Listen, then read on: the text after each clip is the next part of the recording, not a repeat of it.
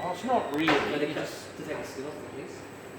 Yep, no, it's not. I'll show you all how to do that shortly. So, basically, we have the tail here, we have the head up here with the gills, and the stomach here. So this is what's called the belly. So anything from here through to there is called the belly, and the belly is extremely tasty. Where's the one? They've just gone to Clapham Meadow. Okay. So this is the belly, and quite often can be eaten raw, and it's quite tasty raw. What comes out of here, they call a goldfish, and you buy it in supermarkets or from a retailer or a wholesaler.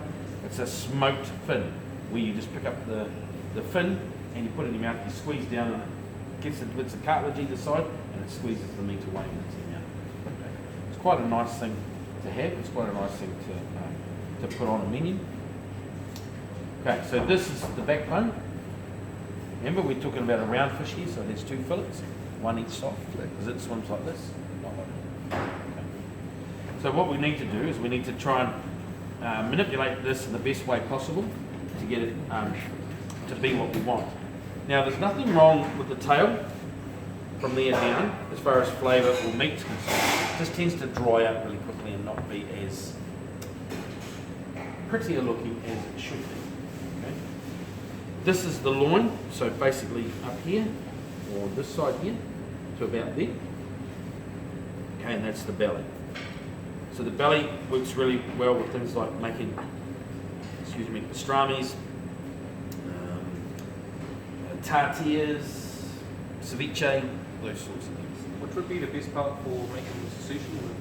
Making the sushi, the belly.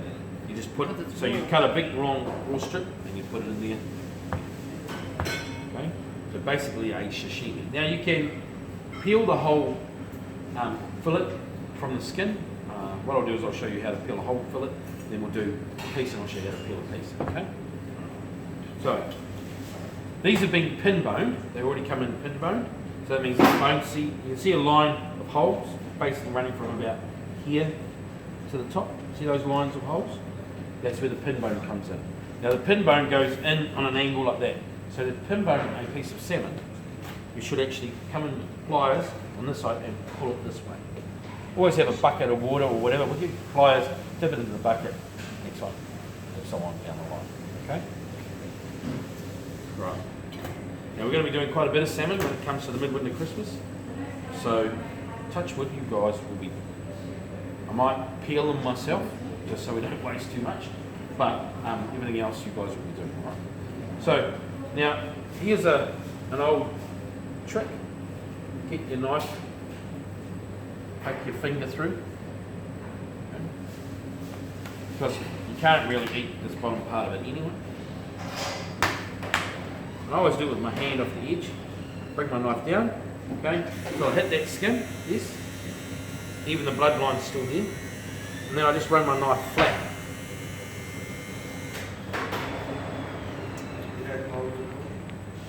I'm pulling and I'm pushing. If we were to do that, would we use our filleting knife or would we use? You would use my knife, okay, so that's not too bad. But you can still scrape that meat off and do something with it. Okay? You turn it into, I don't know, a seafood fillet for a ravioli, okay, etc., etc. Right. This bloodline here still runs through. You can get away with leaving it on the fish as a whole when you're using it. But personally, I like to. Use it, and at this stage for you guys to remember that you serve your fish always to the customer that side. Okay? So that means when you cook it, that side goes down first. So the customer never sees the bloodline or the bits of grain. Okay? The customer only ever sees a lovely fresh piece of salmon on the top. So what's happened here is we have it filleted it amazingly well.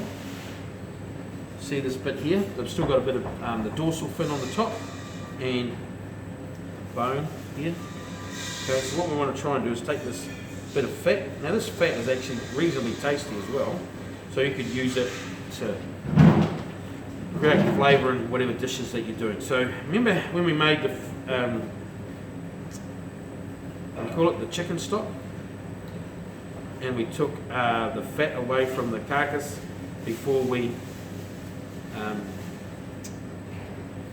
cooked it, and then put it in the what's name so the fat didn't rise to the top. There's nothing to stop you from using all of this trimming that it's not really edible in a fish stock, and salmon makes it really nice. Can someone give me another one of these trays, please? I'll put that on and I'll do the next one. Okay?